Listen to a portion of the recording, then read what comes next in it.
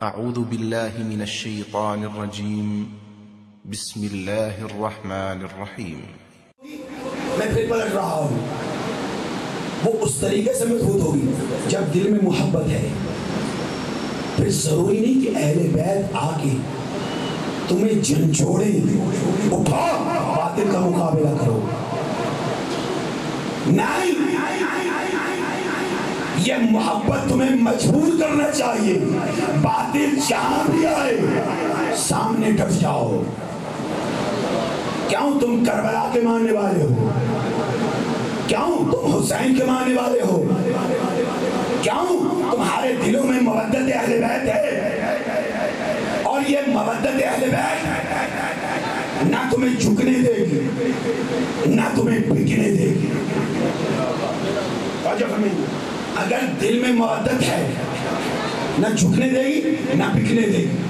شاید یہی وجہ ہے کہ حسین ابن علی نے کہا قد رکضا بین السلۃ والذلہ، اس یزید نے ہمیں عزت اور ذلت کے درمیان لا کھڑا کیا ہے۔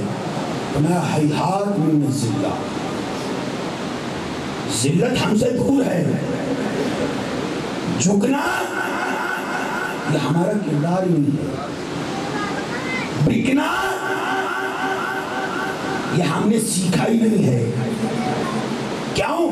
اہل بیت کے چاہنے والے ہیں، دلوں میں مودت اہل بیت ہے۔ آخر نتیجہ کیا ہوگا؟ قتل کیے جاؤ گے، مارے جاؤ گے۔ اچھا مارے گئے تو یہ موت، اگر تم نہیں مارو گے تو کیا کبھی نہیں مریں گے؟ کبھی نہیں مریں گے۔ جو بھی میں نے تقریر میں پہلے اشارہ کیا، سابقہ زندگی دیکھو، جس کے دل میں حب اہل بیت تھی، جب اسے بتایا گیا اس کھجور سے لٹکایا جائے گا، اس کھجور سے لٹکایا جائے گا، چونکہ دل میں حب اہل بیت ہے، کام اس سے بہتر موت تو کوئی ہے ہی نہیں۔ خود آتے ہیں، کھجور کو پانی دیتے ہیں، جلدی بڑی ہو جا، میرے مولا نے بشارت دی ہے، میرے مولا نے بتایا ہے۔ اور جب اسی کھجور پہ سولی پہ لٹکایا گیا، یہ کیا کر رہا تھا؟ علی کے فضائل بیان کر رہا ہے۔ پھر بھی علی کی فضیلت، علی کے فضائل بیان کیے جا رہے ہیں۔ کہا زبان کاٹوں گا، یہ پلٹ کے جواب دیتا ہے تو جو کرے گا میرا آقا پہلے بتا چکا ہے۔ یہ راستہ، یہ محبت کا راستہ، یہ عشق کا راستہ ہے، یہ عقیدت کا راستہ ہے۔ دیکھیے یہ محرم میں فضائل کیوں پڑھے جاتے ہیں؟ مجھے باقی آپ میں ایک دل کی بات کر دوں، جو پہلی تقاریر کی گئی، بعض دوستان آئے بھی سے کہ مولانا فضائل تو سنتے ہی رہتے ہیں، فضائل چھوڑیں کوئی اور بات کریں۔ اور میں نے جو تقاریر میں بتایا، تمہارے دین کی بنیاد ہی اہل بیت کی محبت ہے، تمہارے عقیدے کی نجات اہل بیت کی محبت ہے۔ اور یہ محبت کیسے بڑھے گی؟ فضائل کو اگر سمجھ کے بیان کیا جائے، فضیلتوں کو اس طریقے سے بیان کیا جائے جو فضائل بیان کرنے کا حق ہے، تو پھر یقیناً یہ محبت بڑھے گی۔ اور جب محبت بڑھے گی، قربانی کا جذبہ پیدا ہوگا، اور قربانی کا جذبہ پیدا ہو، یہی مومن کربلائی بھی بنے گا، یہی مومن حسینی بھی بنے گا۔ اور پھر وہ مشہور مقولہ کل یوم عاشورا وکل ارض کربلا، یہ جملہ صرف رونے کے لیے نہیں، مومن جہاں ہے وہ اپنے آپ کو کربلا کے میدان میں سمجھے. کیوں؟ باطل ہر جگہ موجود ہے، شیطان ہر جگہ موجود ہے. تم جہاں بھی ہو اپنے آپ کو کربلا میں سمجھو.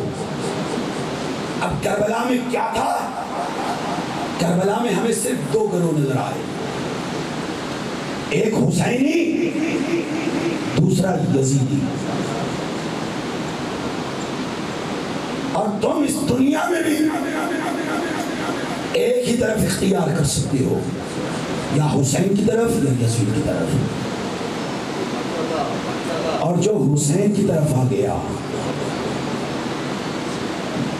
وہ مر کے بھی زندہ ہو گیا. وہ شہید ہو گیا، مر گیا، دنیا سے چلا ضرور گیا لیکن پھر بھی زندہ رہ گیا. اور کربلا نے ہمیں یہی سکھایا ہے، جہاں سارے شہید ہو گئے،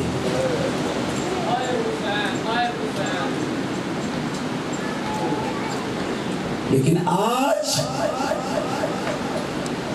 اتنے عرصے کے بعد بھی ہم انہیں زندہ رکھے ہوئے. حسین تو نے کیا کمال کیا، نام یزید داخل دشنام ہو گیا. آج یزید کا کوئی نام لینے والا نہیں، لیکن حسین کے صغیر پہ بھی رونے والے مومن موجود.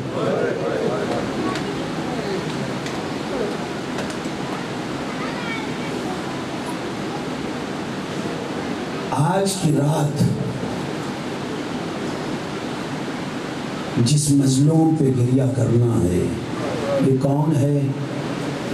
حسین کا چھوٹا بچہ علی اصغر.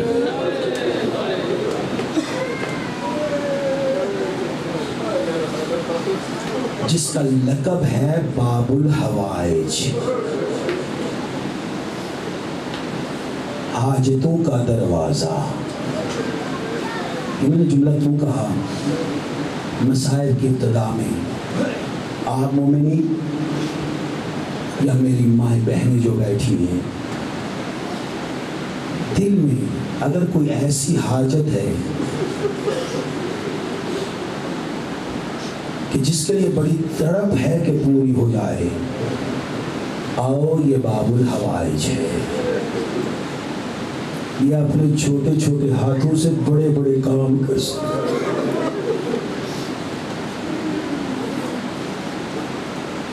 علی اصغر کون؟ جو کربلا کی مظلومیت کی واحد دلیل ہے.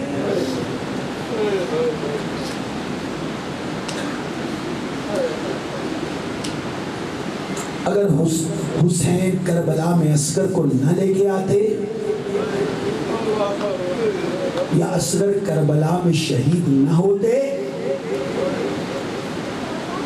تو شاید کربلا کی مظلومیت کی دلیل ہمیں نہ ملتی. چونکہ پھر کہا جاتا جب جنگ ہوتی ہے جوان مارے جاتے ہیں. اجرکم اللہ. لیکن اصغر وہ شہید ہے جس نے کائنات عالم کو بتایا کربلا میں ظلم ہوگا.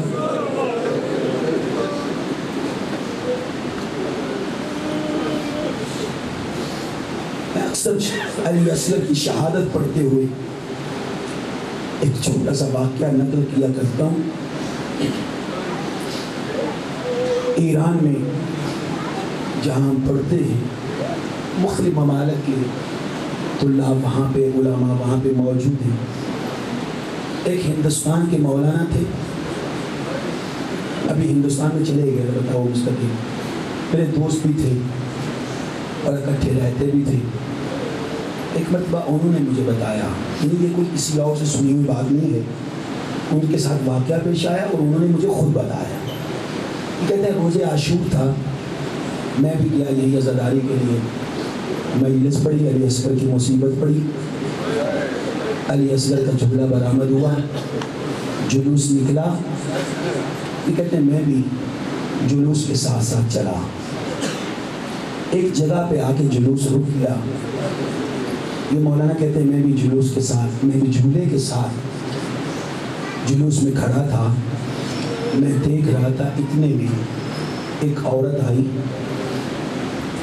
جس کے ہاتھ میں دودھ کا ایک گلاس تھا۔ اصغر کے جھولے کے قریب آ کے اس نے وہ دودھ کا گلاس جھولے کے نیچے گرا دیا۔ یہ کہتے ہیں میں پاس کھڑا تھا، میں نے فوراً اعتراض کیا، آنے والی خاتون، دودھ نعمت الہی ہے، کسی مومن کو پلا دیتی، کسی عزادار کو پلا دیتی، تجھے ثواب بھی ہوتا، اصغر کے جھولے کے نیچے دودھ کیوں گرا دیا؟ کہ مولانا کہتے ہیں جو میں نے جواب سنا آج تک نہیں بھول سکتا۔ وہ جواب کیا تھا؟ وہ عورت کہتی ہے میں کوئی مسلمان خاتون نہیں ہوں،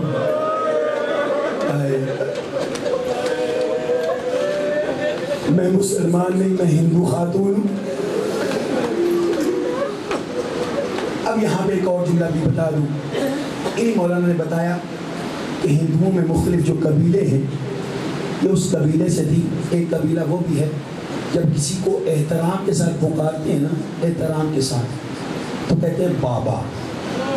جیسے مثلا ہم کہتے ہیں حضرت امام حسین، تو یہ حضرت کی جب کہیں گے حسین بابا۔ حضرت علی اصغر، یہ کہتے ہیں اصغر بابا، علی اصغر بابا۔ اب مولانا کہتے ہیں جب میں نے اعتراض کیا تمہیں ثواب ہوتا، کسی مومن کو پلا دیتی، کہتی ہے میں ہندو خاتون ہوں، لیکن جب سے میں نے تاریخ میں اصغر بابا کی مصیبت پڑھی ہے، میں نے اپنے دل سے وعدہ کیا ہے عاشور کے دن اپنے بچوں کو دودھ نہیں پلاؤں گی۔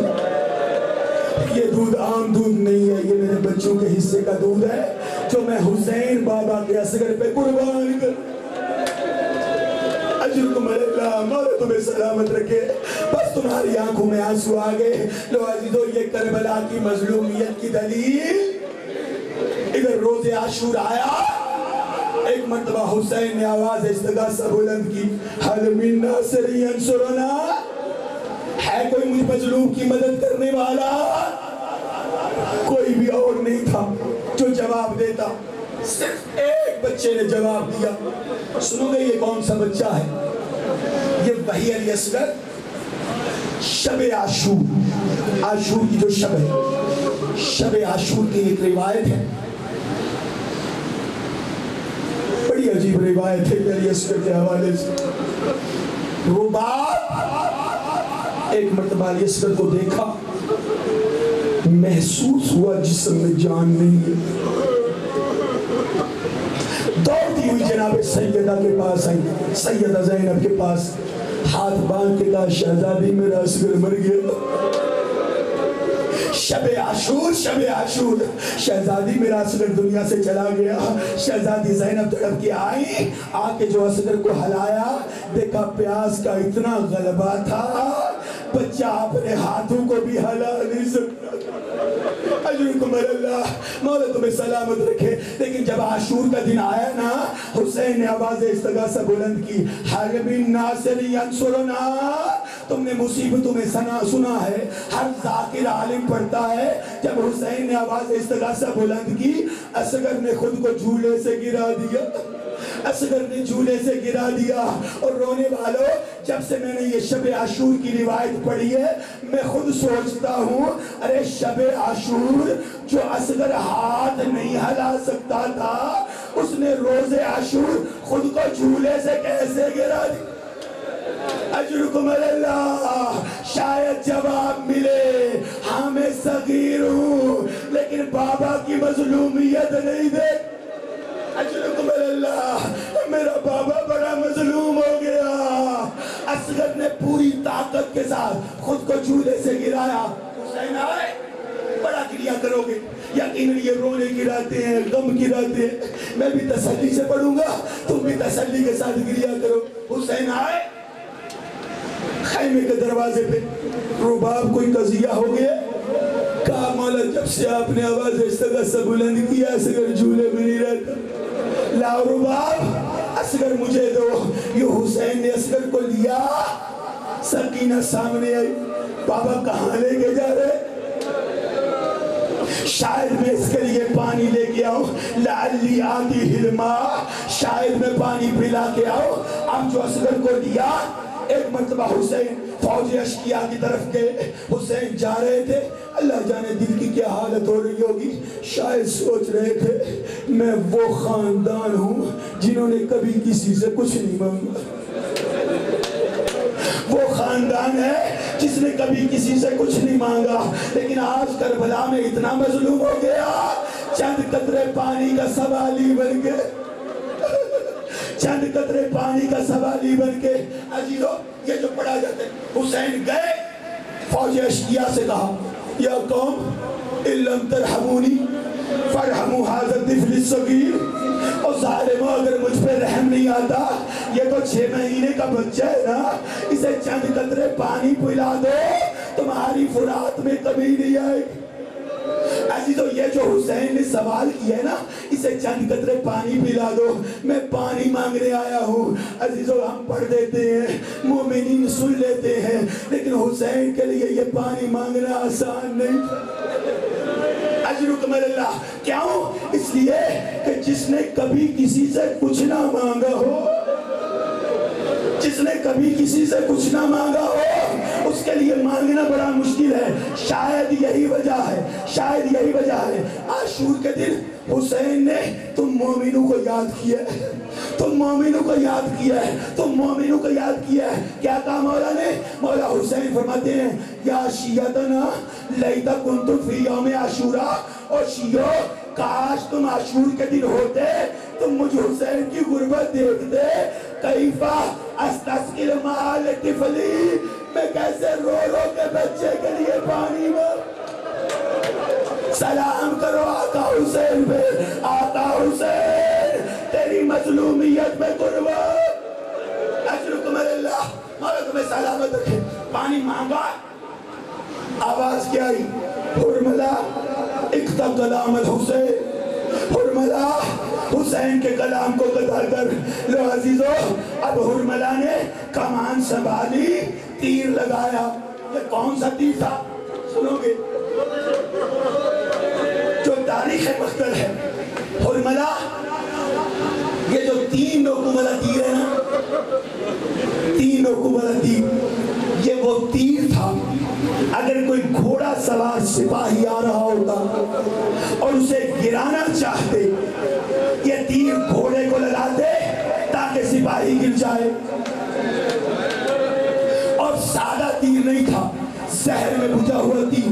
تاریخ مقتل بتاؤ حرملہ یہ 3 تیر لے کے آیا تھا کربلا کے میدان میں. کہاں کہاں چلائے؟ ایک تیر عباس کے مشکیزے میں لگا اور ایک تیر جب حسین شہید ہونے لگے سجدے سے سر اٹھایا اس نے حسین کی گردن کا نشانہ لیا. زہرا کی لال کی گردن پہ تیر چلایا اور ایک تیر یہ کہتا ہے میں نے اصغر کے گلے کا نشانہ لیا. اجرکم اللہ میں نے اصغر کے گلے کا نشانہ لیا. ادھر تیر چلایا تیر جو اصغر کے گلے میں لگا. اب یہاں پہ مقتل کا جملہ پڑھنے لگا ہوں. وہ کیا عزیزو جب تیر لگتا ہے نا جب تیر لگتا ہے تیر کا کام ہے سوراخ کرنا. تیر ہمیشہ سوراخ کرتا ہے لیکن جو اصغر کو تیر لگا ہے نا اس نے اصغر کے گلے میں سوراخ نہیں کیا. اس نے اصغر کے گلے میں سوراخ نہیں کیا. پڑھو مقتل کا جملہ. ادھر تیر لگا مقتل کہتے ہیں صبح الطفل من الاذن الى الاذن. اصغر ایک کان سے دوسرے کان تک ذبح ہو گیا. دور سے سکینہ نے دیکھا تڑپ کے کہا اماں میرا اصغر مر گیا. اجرکم اللہ سوائے اس غم کے کوئی غم نہ دیکھو. خدا تمہاری اولادوں کو سلامت رکھے. اور چھوٹی اولادیں والوں بچے بڑے پیارے ہوتے ہیں. اب جو تیر لگا اصغر ایک کان سے دوسرے کان تک ذبح ہو گیا. یہ اصغر کے گلے کی حالت ہے. سنو گے؟ اب دیکھنا میری طرف. حسین نے وہ اصغر کو ہاتھوں پہ اٹھایا ہے, ہاتھوں پہ اٹھایا, تیر لگا, اصغر کا گلا چھل گیا. جب تیر لگا نا, اصغر کی حالت کیا ہے؟ میں مقتل کا جملہ پڑھنے لگا ہوں. ادھر تیر لگا, اس زور سے لگا, روایت کہتے ہیں فَانْقَلَبَ الصَّبِيُّ عَلَىٰ يَدِ الْإِمَامِ, بچہ باپ کے ہاتھوں پہ پلٹ گیا, بچہ باپ کے ہاتھوں پہ پلٹ گیا. اللہ جانے کیوں پلٹا؟